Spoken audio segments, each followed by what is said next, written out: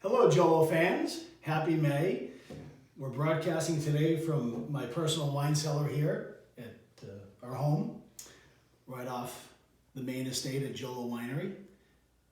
So welcome everyone. Pleasure to have you here today with us. So there's always been questions that I get from guests and wine club members about, JW, why is it called a reserve wine? What makes it a reserve? Which is a really fantastic question. So there are a lot of distinct differences throughout the world in what makes a reserve or reserva. So we're getting ready to release our Golden Hallows Reserve, and we have a Golden Hallows wine. And so the question is begged, why is it a reserve versus just regular Golden Hallows? So we're going to talk about that today. So just to give you a little backdrop, here in the United States, there are no regulations on the classification of reserve. So it's really up to the winemaker's discretion as to when to call a wine a reserve.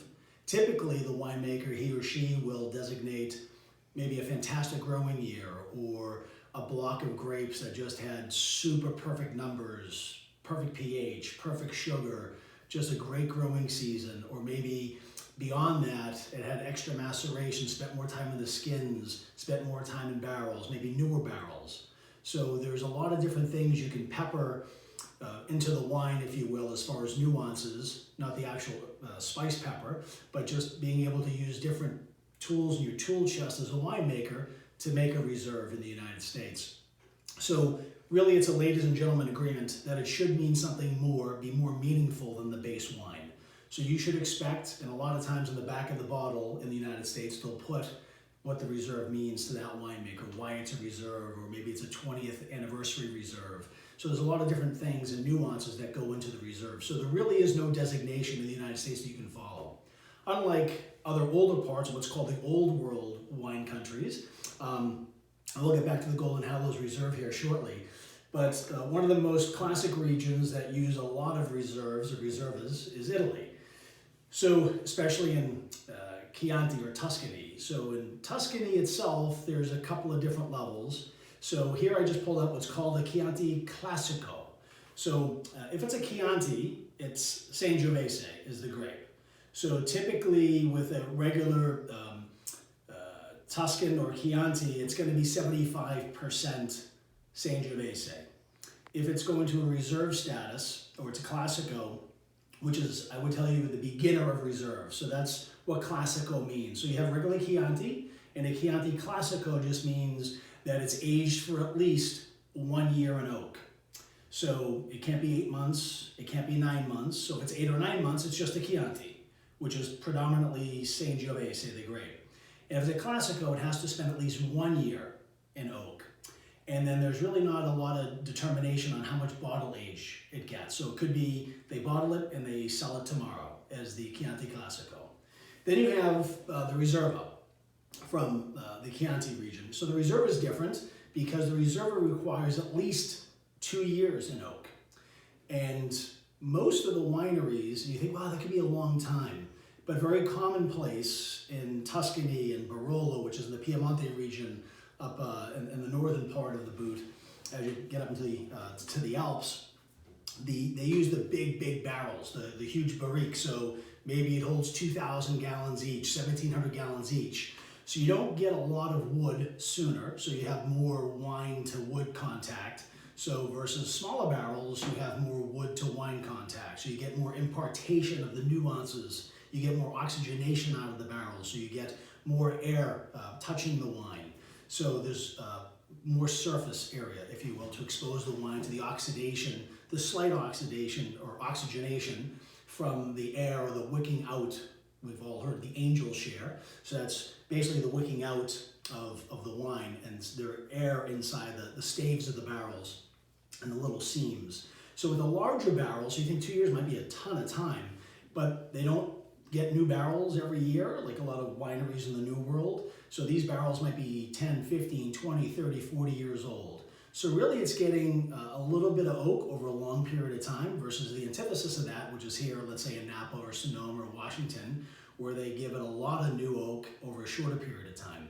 So to be a Chianti Classico Reserva, Like I said, you have to have, the base has to be Sangiovese, the grape, so 80% Sangiovese. They are allowed to cut with white grapes, believe it or not, kind of like in the Rhone Valley of France. So even in these, there could be a smattering just to help, it can be a very tannic wine. So to help reduce the tannin, they might put a little kiss of white, maybe a 1%, 2% of white wine in there, just to help reduce the acidity, help reduce the tannic nature of the wine. But that's really the big deal, is a 2-year span in oak to be a Riserva in Italy. And I'll tell you about one more part of the Reserve collection, if you will, in Italy, and I'll leave the rest to my good friend Jay Raffaldini. This is really his bailiwick. In fact, his last name Raffaldini in Latin literally translates to the man who knows everything about Italian wines and regions. So I'll let him discuss. I'm kidding, that's not true. But he definitely knows more than I do about the Italian wines. So then you have what's called the Brunello di Montepulciano, and not to be confused with the grape. So it's very confusing. Italy is somewhat of a confusing area because there's a lot of sharing. Like you have a Brunello. Brunello is also a Sangiovese, but it sounds like it's maybe a different grape. So Brunello is based, they used to think it was a separate grape than Sangiovese, but now they know it's the same grape. So anyway, so the Montepulciano, or what's called the Brunello di Montepulciano, is a region in Italy, and this has to be, if it's a Brunello di Montepulciano, it has to be 100% Sangiovese. In there, what they do is they'll do a 2-year aging process in oak, but it has to be at least 3 years in bottle aging. So it's a 5-year span before you get it. So that's why they're super expensive, and a lot of those wines do really well in ratings. So if you can get your hands on one of those Montepulciano Reserves or the Brunello di Montepulciano Reserves, at least try one in a lifetime. And there's other regions like Amarone, where you have an Amarone Reserve, that's 4 years. Then you have the Barolo, which is made out of the Nebbiolo grape. The Barolo Reserve is 5 years. So, I mean, that is 3 years in oak and 2 years in bottles, excuse me. So you can see there's a lot of different techniques and aging requirements that are regulated by law. You see on these labels, you have the DOGC. This one has the rooster, which is prevalent in Chianti for the DOGC to make sure it's been inspected. So those are the laws. There's no variation. So if you want to have those designations, you have to abide by those rules. And there's also alcohol requirements as well as far as levels to be able to call it a Reserva. So then you go over to Spain, and specifically the Rioja region, and here's a Reserva here. So this, to be a Reserva, and they typically use the Tempranillo grape, sometimes the Grenache or the Grenache grape from Europe or France, but there they call it the Grenache or the Grenache grape. And then this typically is going to be a Tempranillo from the Rioja region, and for it to be a Reserve here, it has to spend 1 year in oak, and then there's some bottle aging as well. To be a Grand Reserve, it's almost like the Barolo Reserve. So in that Grand Reserve, you're looking at 2 years in oak, and then 3 years in the bottle. So it's 5 years after they've grown the grapes, they've made the wine, they've crushed the grapes, they start 5 years later. So really, I mean, you're looking at a very expensive process because then they keep that warehouse space, those barrels taken up.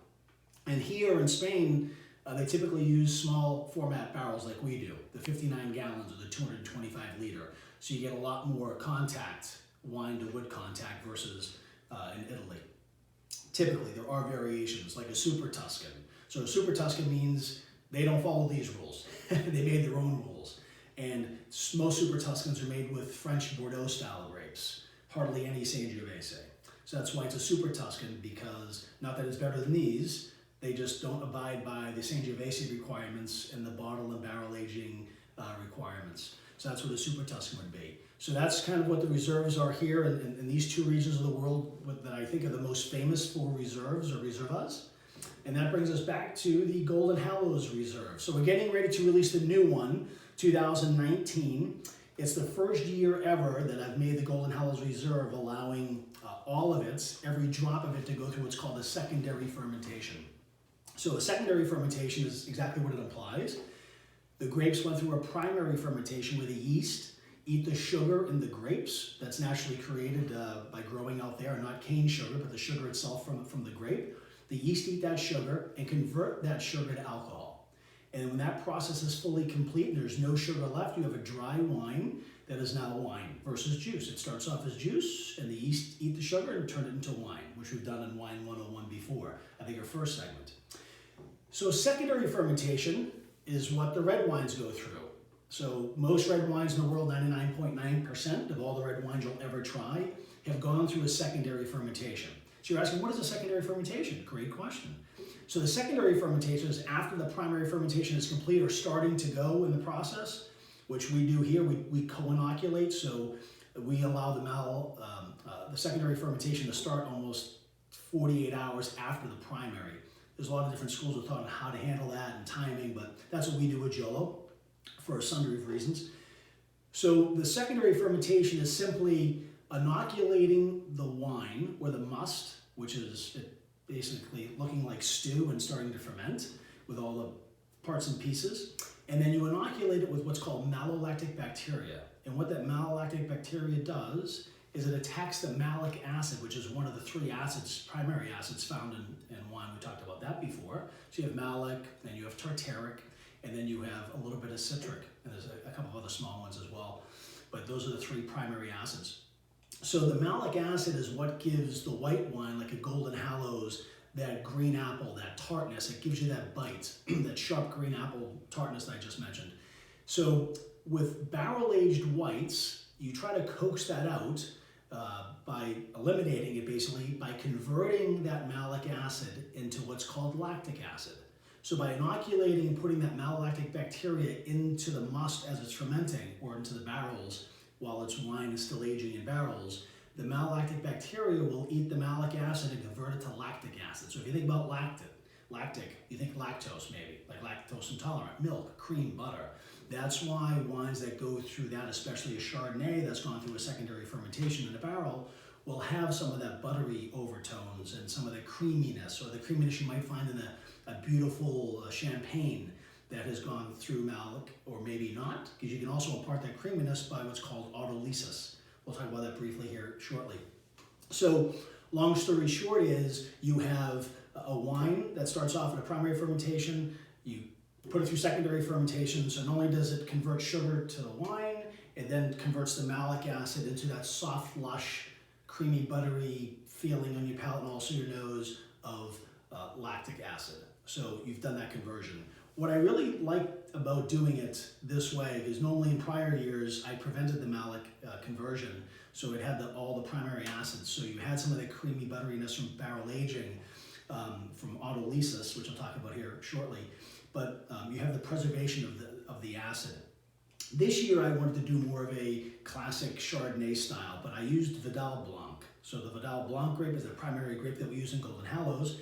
And this year, it went through its primary fermentation in the barrel. So while the wine was converting and all that agitation and activity and a little bit of the heat, all that's basically scrubbing the inside of the brand new American oak barrels that I used for this process. So all that's going on in there, and then we inoculate the barrels with malolactic bacteria 48 hours after that process starts, and it basically just lives in a barrel.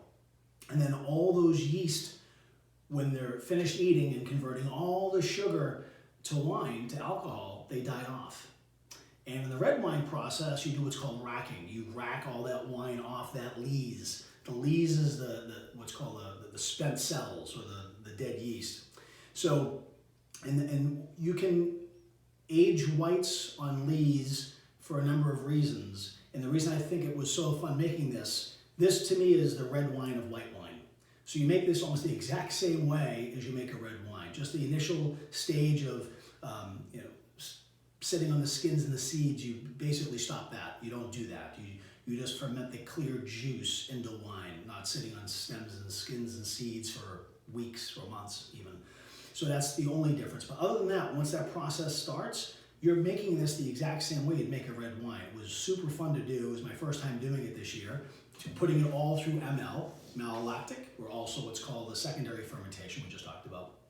So in the bottom of the barrel now, you've heard that term, you have all the dead yeast cells. So the enzymes created from the first fermentation, the primary fermentation, basically eats the cells of the walls of the yeast and decomposes it. And what that does, it throws off amino acids and throws off this sugar. It's not cane sugar, but it's another sugar that I can't even pronounce the name. It's a big long name.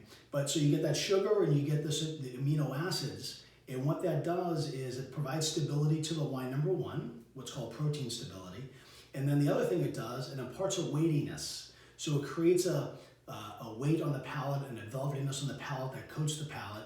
And then you also have that coating effect of the lushness of the lactic acid that you now have in the wine versus the harsh green crisp biting that you want in a really refreshing Sauvignon Blanc or a Golden Hallows, Vidal Traminette, or a Pinot Grigio. But you don't want that so much in a barrel-aged Chardonnay because it seems almost incongruent. We have this creamy luxury feeling on the palate, and from the autolysis, then you get the big sharp bite of acid.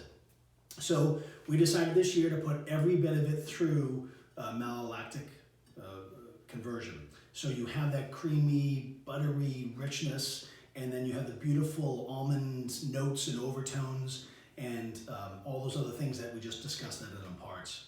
So Sur-Lee aging, and it's not Sur-Lee like a general in the army. It's Sur, S-U-R, and then Lee is L-I-E. It's French, and it literally means on the lees.